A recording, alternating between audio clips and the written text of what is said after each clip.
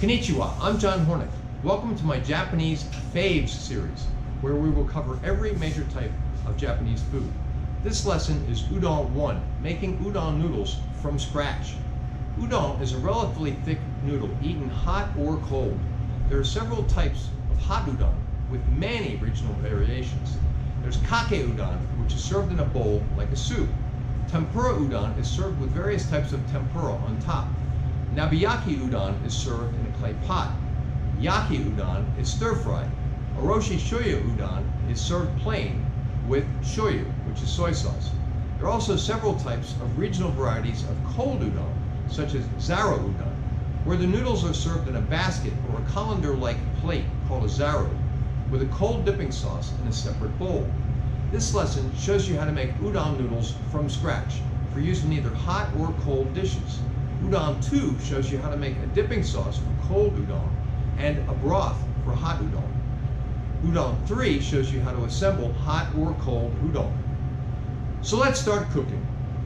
Okay, the first step on our prep list to make udon is to mix the water and salt together. I'm using warm water because it's easier to mix it up. We want to get that thoroughly mixed up and dissolved.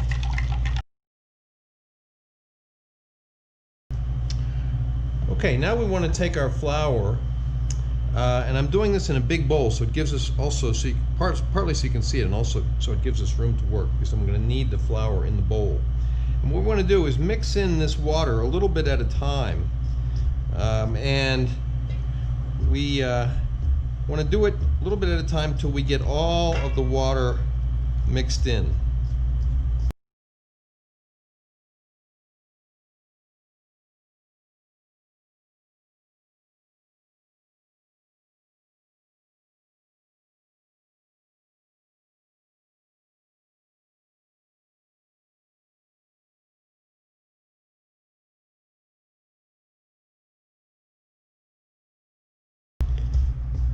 All right, now all of the water has been added. Now what we want to do is kind of knead it and try to get it to form into a ball. It's going to be a kind of a rough and crumbly ball to start with.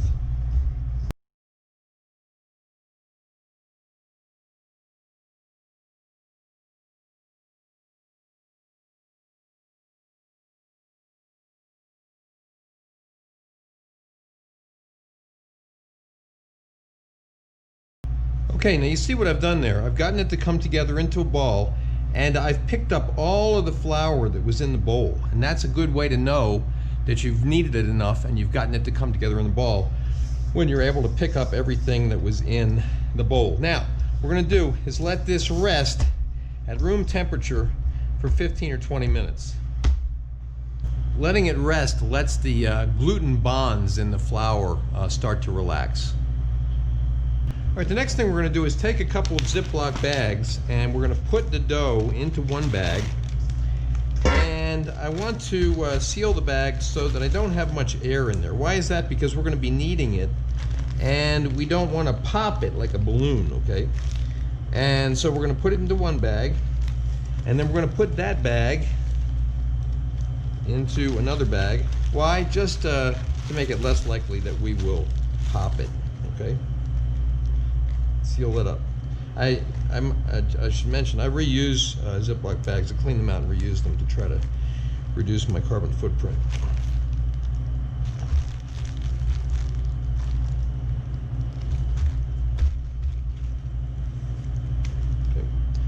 Okay, now here we have a towel on the floor, okay? So I've put a clean towel down on the floor.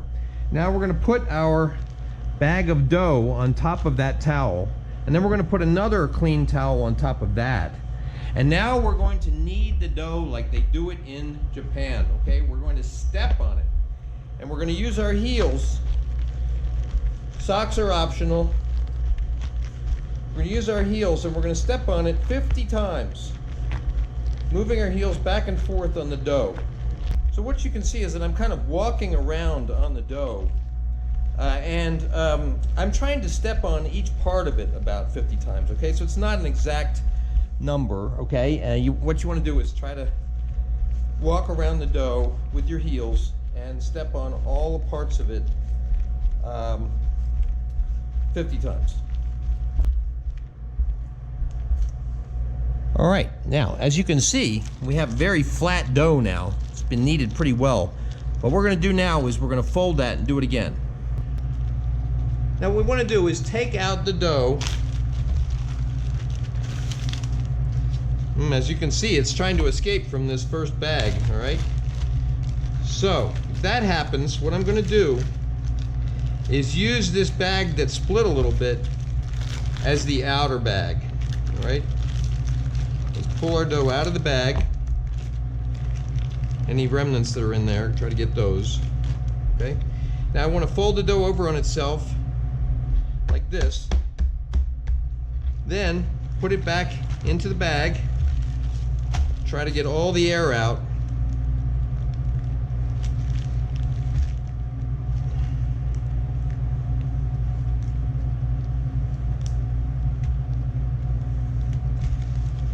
And then put it back into the outer bag.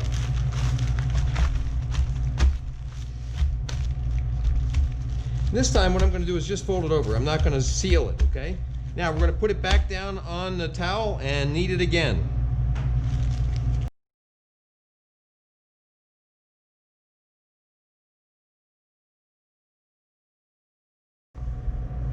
Okay, here's our dough.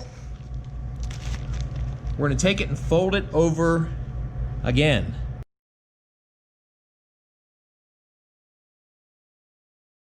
All right, we're about to do our third stepping on the dough, okay? We're gonna do it a third time, fold it, and then do it a fourth time. I'm not gonna show that on the camera, but we're gonna step on it now. That's the third time. Fold it again, and then step on it a fourth time. Okay, now the dough has had a total of 200 steps. We're gonna take it out of the bag. And the Japanese say that when the dough is ready, when it kind of feels like your earlobe. Now, I don't know if everybody's earlobe is the same, but I'd say they're probably all, roughly the same. So when you feel this, squeeze it. Does it feel like squeezing your earlobe? I'd have to say, yes, it does. It feels exactly like that, okay? Now what we want to do is kind of form this into a ball, okay? Pull the corners up, get into a ball shape, and then make sure there's no air inside, and get that into a nice ball shape.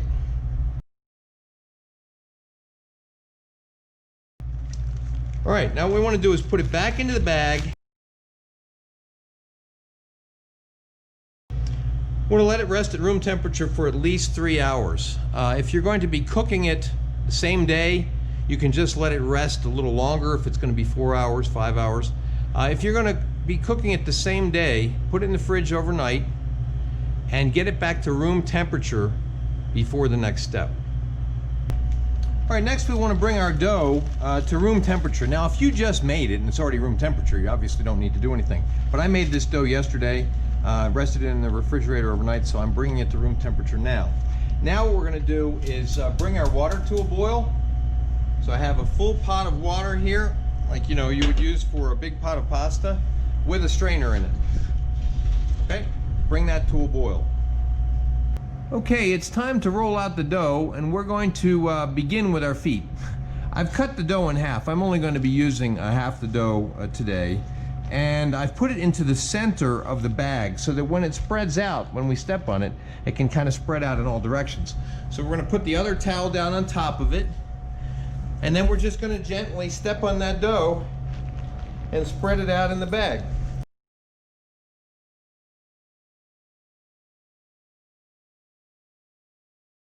Okay, let's see how it looks. Looks good. Looks good. All right, first thing we're going to do is we're going to dust our sheet pan. This is going to receive the noodles after they've been cut, okay? All right, the next thing we're going to do is dust the surface where we're going to work with cornstarch. You could use flour, you could use potato starch, you could use flour if you're going to be cooking the dough right away. But I think the cornstarch actually works better overall in terms of keeping the noodles from sticking together. So I use cornstarch, even though I could use flour right now. Okay, we're also going to dust the rolling pin.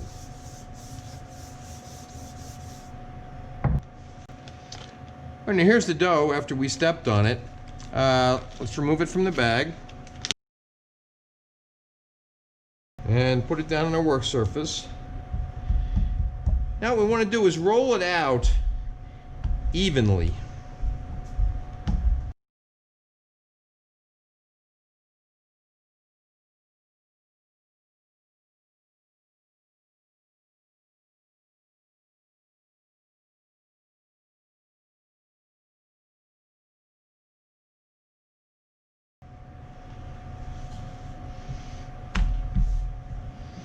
All right, now I want to cover both sides of the dough with the cornstarch because we're going to roll it up, okay?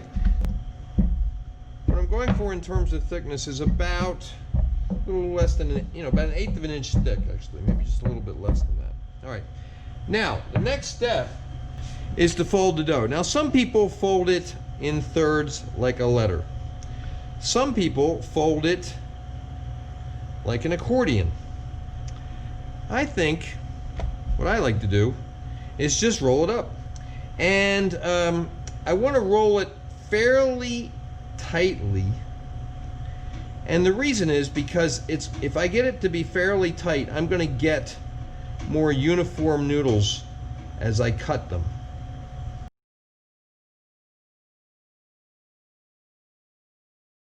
All right, now I'm going to take the noodles and place them on a cutting board.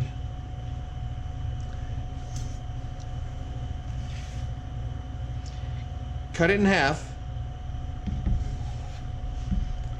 and then we're going to cut the noodle roll to be about the same width as we rolled them out in thickness.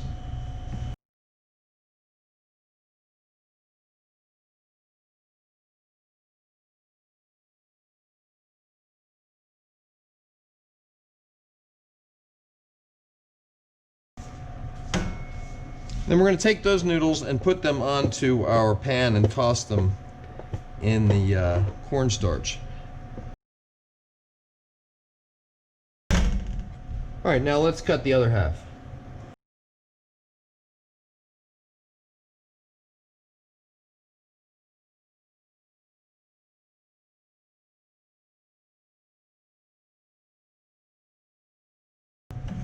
And then we'll take these noodles and we'll toss them in the cornstarch too.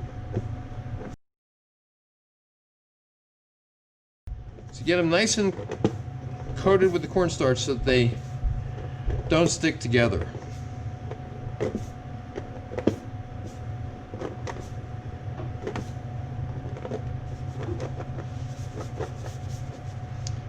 Okay, there's our finished noodles, ready to cook.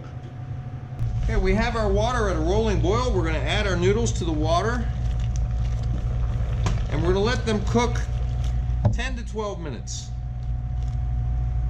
We want them to be al dente, which is just slightly chewy, not mushy. Okay, our noodles were going for about 11 minutes, and they are al dente. We want to rinse them, which is also halting the cooking. We want to drain them.